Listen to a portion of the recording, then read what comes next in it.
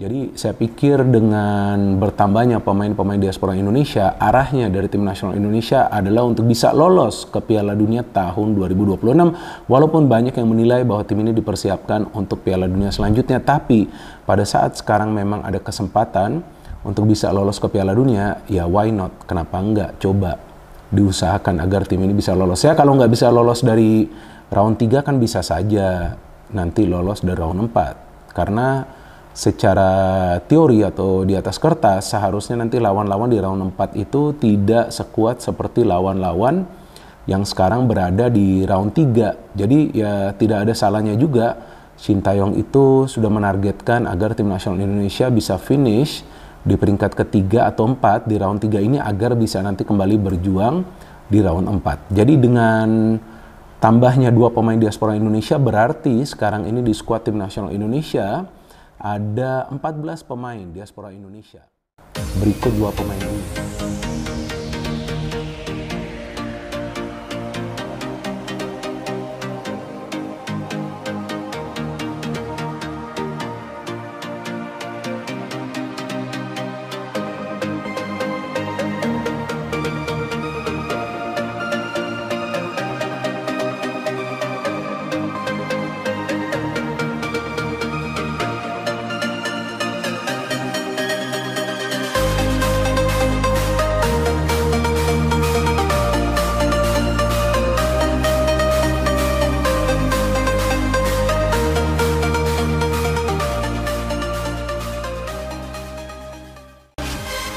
Lamine Yamal, striker muda Spanyol dengan darah Indonesia.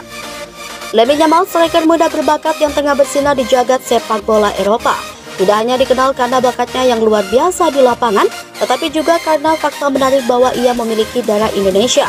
Lahir di Spanyol pada tahun 2006, Yamal tumbuh di lingkungan yang kaya akan budaya, menggabungkan elemen-elemen dari kedua negara yang sangat berbeda. Kisah hidup dan karirnya merupakan refleksi dari globalisasi dalam sepak bola modern dan menunjukkan bagaimana identitas budaya dapat saling melengkapi. Latar belakang keluarga. Lamine Yamal lahir di sebuah keluarga yang multikultural. Ayahnya seorang imigran asal Indonesia dan ibunya adalah warga negara Spanyol. Keluarga ini selalu berusaha untuk menjaga warisan budaya mereka. Dan sejak kecil Yamal diperkenalkan dengan berbagai tradisi Indonesia. Makanan khas, festival, dan cerita rakyat menjadi bagian dari kehidupannya sehari-hari meskipun ia besar di Eropa. Darah Indonesia yang mengalir dalam tubuhnya memberikan Yamal perspektif unik tentang identitas. Dia belajar untuk menghargai 2 budaya sekaligus yang membantunya mengembangkan sikap terbuka yang toleran. Ini adalah nilai-nilai yang sangat penting dalam dunia yang semakin terhubung dengan beragam saat ini. Sepak bola yang cemerlang. Sejak kecil Lamine Yamal menunjukkan bakatnya dalam sepak bola. Ia bergabung dengan Akademi FC Barcelona di usia yang sangat muda, di mana ia menerima pelatihan terbaik dari para pelatih terkemuka. Di Barcelona, Yamal berkembang pesat dan menunjukkan kemampuannya yang mengesankan. Kecepatan, keterampilan dribbling, dan kemampuan mencetak golnya membuatnya menjadi salah satu pemain muda yang paling banyak dibicarakan di Eropa. Kemampuan Yamal tidak hanya terlihat dalam performanya di lapangan, tetapi juga dalam cara ia berinteraksi dengan rekan-rekan setimnya. Ia dikenal sebagai pemain yang murah senyum dan memiliki etos kerja yang tinggi. Hal ini membuatnya tidak hanya dicintai oleh penggemar, tetapi juga dihormati oleh rekan-rekan pemainnya. Proses naturalisasi dan harapan untuk Indonesia. Dengan pengumuman bahwa Lamine Yamal memiliki darah Indonesia, banyak penggemar sepak bola tanah air berharap agar ia dapat dinaturalisasi untuk memperkuat tim nasional. Proses ini membuka peluang besar bagi Indonesia untuk mendapatkan pemain dengan pengalaman dan keterampilan yang tinggi. Ketum PSSI Erick Thohir melihat potensi besar dalam diri Yamal. Ia memahami bahwa dengan membawa pemain seperti Yamal ke dalam tim nasional, Indonesia bisa meningkatkan kualitas permainan dan daya saing di tingkat internasional. Dalam banyak wawancaranya, Thohir menekankan pentingnya langkah ini sebagai bagian dari strategi jangka panjang untuk membangun tim yang kuat. Keterikatan emosional dengan Indonesia. Salah satu hal yang membuat Yamal menjadi kandidat ideal untuk dinaturalisasi adalah keterikatan emosionalnya dengan Indonesia. Karir sepak bola yang cemerlang. Sejak kecil, Lamine Yamal menunjukkan bakatnya dalam sepak bola. Ia bergabung dengan Akademi FC Barcelona di usia yang sangat muda, di mana ia menerima pelatihan terbaik dari para pelatih terkemuka. Di Barcelona, Yamal berkembang pesat dan menunjukkan kemampuannya yang mengesankan.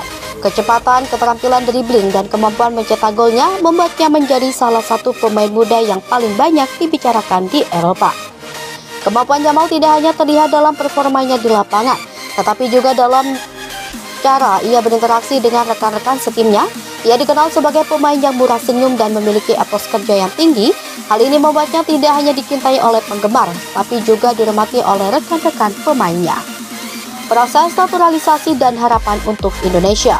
Dengan pengumuman bahwa Lamine Yamal memiliki darah Indonesia, banyak penggemar sepak bola di tanah air berharap agar ia dapat dinaturalisasi untuk memperkuat tim nasional. Proses ini membuka peluang besar bagi Indonesia untuk mendapatkan pemain dengan pengalaman dan keterampilan yang tinggi. Ketua PSSI Erick Thohir melihat potensi besar dalam diri Yamal. Ia memahami bahwa dengan membawa pemain seperti Yamal ke dalam tim nasional Indonesia bisa meningkatkan kualitas permainan dan daya saing di tingkat internasional. Dalam banyak wawancaranya, Thohir menekankan pentingnya langkah ini sebagai bagian dari strategi jangka panjang untuk membangun tim yang kuat. Dampak positif bagi sepak bola Indonesia. Kehadiran Lamine Yamal di tim nasional Indonesia tidak hanya akan meninggalkan kualitas permainan, tetapi juga memberikan inspirasi bagi banyak pemain muda. Dalam konteks sepak bola Indonesia, Yamal bisa menjadi simbol bahwa potensi tidak mengenal batasan geografis. Ia menunjukkan bahwa dengan kerja keras dan dedikasi, siapapun dapat meraih impian mereka. Di samping itu, pengalaman Yamal di Eropa juga akan menjadi aset berharga bagi tim nasional. Ia dapat berbagi pengetahuan dan pengalaman dengan rekan-rekan setimnya, meningkatkan keterampilan dan pemahaman mereka tentang permainan. Ini adalah langkah penting dalam pengembangan sepak bola Indonesia di masa depan. Tantangan dalam integrasi. Meskipun ada banyak harapan terkait naturalisasi Yamal, proses ini juga menghadapi beberapa tantangan. Integrasi Yamal ke dalam tim yang sudah ada tidak selalu mudah. Pelatih dan staf tim harus bekerja keras untuk memastikan bahwa Yamal dapat beradaptasi dengan baik dalam hal strategi permainan maupun dalam dinamika tim. Yamal juga harus mampu beradaptasi dengan gaya permainan yang berbeda, serta memahami budaya sepak bola Indonesia yang unik. Dukungan dari rekan-rekan setim dan pelatih sangat penting dalam proses ini, agar Yamal merasa nyaman dan dapat memberikan kontribusi maksimal. Sebuah harapan untuk masa depan. Lamine Yamal bukan hanya sekedar seorang striker muda berbakat, ia adalah simbol dari harapan dan impian bagi banyak orang di Indonesia. Dengan darah Indonesia yang mengalir dalam dirinya, ia diharapkan dapat menjadi bagian penting dari sejarah sepak bola tanah air.